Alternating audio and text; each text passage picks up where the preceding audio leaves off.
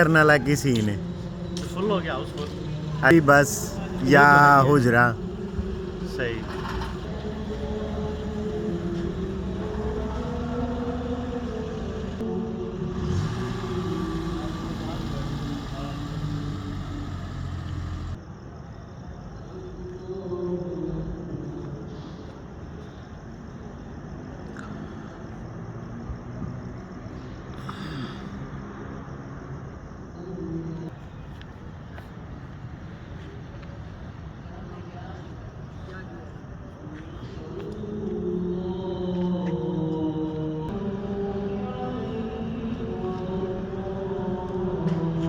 ਪੁਰਾਣੇ ਬੰਦਿਆਂ ਨੂੰ ਸੱਦੋ ਸਾਰਿਆਂ ਨੂੰ ਇੱਥੇ ਬਲਕਿ ਇੱਕ ਡੇ ਮਨਾਇਆ ਸੀ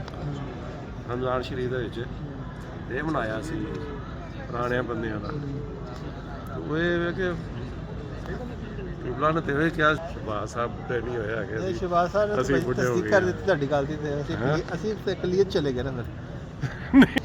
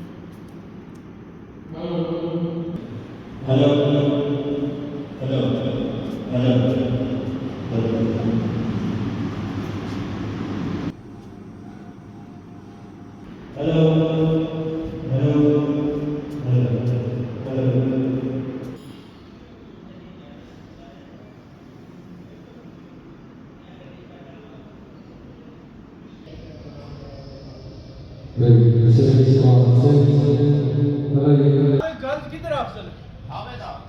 एक काम तू करी ना डीजे ले गया ना मेरे ख्याल उत्ते भी चक्कर ला के ठीक है ना यार वो तो दी जहां पे ना एक बार ये तो चेक अच्छा चल ठीक है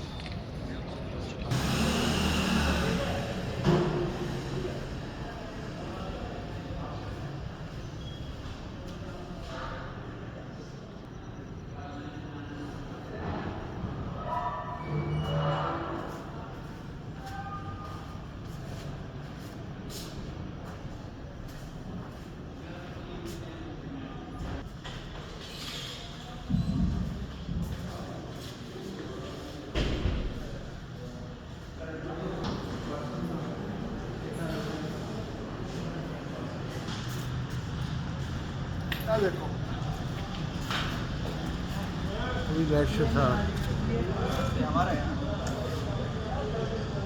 सही हो गया